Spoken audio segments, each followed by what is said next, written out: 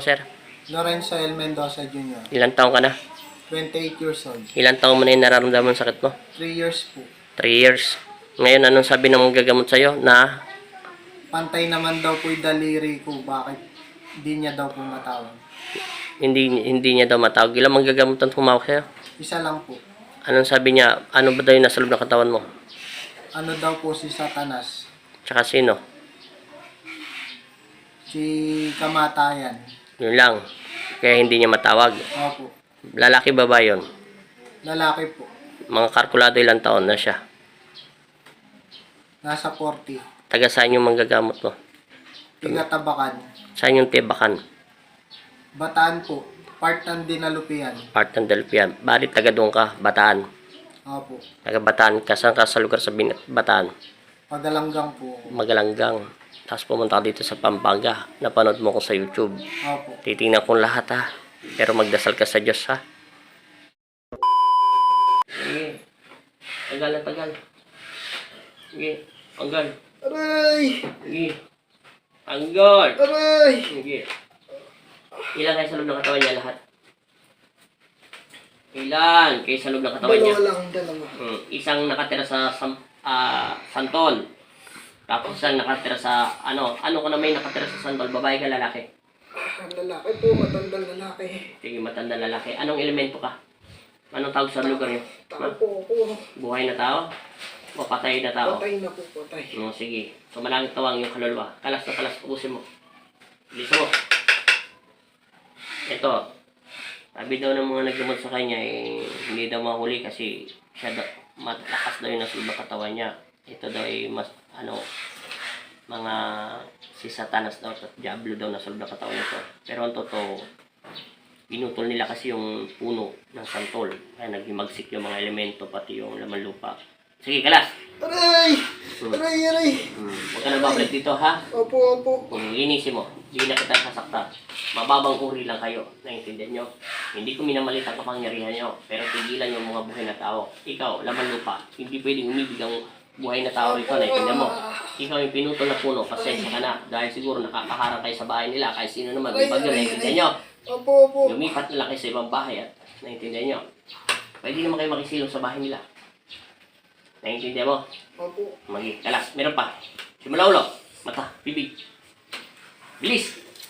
Pag hindi mo pinilisan yan. Tatadwa ko to. Ayan pa. Sige. Aray! Sige. Tagas. Marami pa. Marami pa. Babalik pa kayo. Babalik pa. Hindi na po. Hindi na. po, aray, aray. Babalik na kayo. Hindi pa. Babalik kayo. Hindi na. Hindi na. Kahit kailan. Opo, opo. Sige. Anong gusto nyo? Lusawin ko na lang kayo. Ha? Tigilan nyo to. Itigilan nyo to. Opo, opo, O opo. sige. Tanggal. Lahat. Wala na. Meron pa. Wala na po. Yung tuming kamay niya. Huwag ka nang babalik dito. Naintindihan mo. Laman lupa.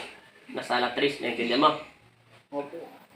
At ikaw, yung naputol na puno, na elemento, na espiritu, tigilan mo siya. Tanggalin nyo lahat yung mga bangungot na nilalagay nyo sa kanya at yung mga masasamang pagdarasal. Naintindihan nyo? Naintindihan nyo sinasabi ko? Opo. Sige. Humayo kayo at papakawalan ko kayo. Wala naman problema. Ito'y galing sa langit. Pakawalan daw kayo. At alam niya naman ng Panginoon Kristo may gagawin siya sa inyo. At ipadadala kayo ng anghel ng Diyos. Naintindihan nyo? Ilan liwanag sa paligid mo? Opo. May Isa, nakita? isa. Ha? Isa lang. Babae, lalaki yung liwanag. Lalaki po. Sige. Mahimik kaya. Naintindihan mo? Opo. Sige. Lumayas kayo sa loob ng katawan niyan sa pangalan ng aking Ama si Yesu Kristo. Amen.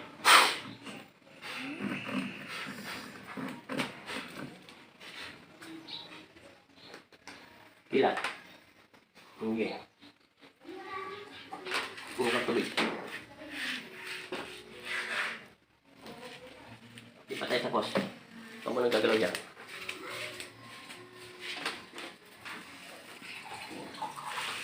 Ano pangalan mo? Lorenzo Mendoza.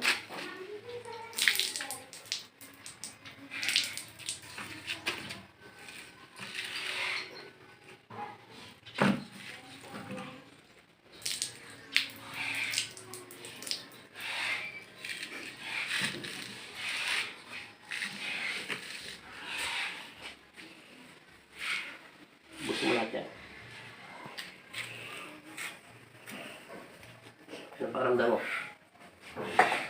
Okay, medyo okay na po. Pahinga ka muna. Malaya ka na sa sakit mo, naintindihan mo, sir? Opo. Yung pawis mo, tagaktak. Pero alam ko mainit ngayon. Pero, ako, hindi naman ako pinagpapawisan. Pero ikaw, naliligo ka ng pawis mo. Opo. Ngayon, ano pakiramdam mo? Medyo okay na po. Wala na yung nararamdam mo mabigat? Wala na po. Medyo luminaw na mata mo? Na? Luminaw ba yung mata mo? Hmm. Ano pa pakiramdam mo? Wala na. Ang dami mong ininom tubig para kang saan ka ba galing? Napagod ako. Napagod ka ng gusto. Salamat. Lagi kayo magdasal ha.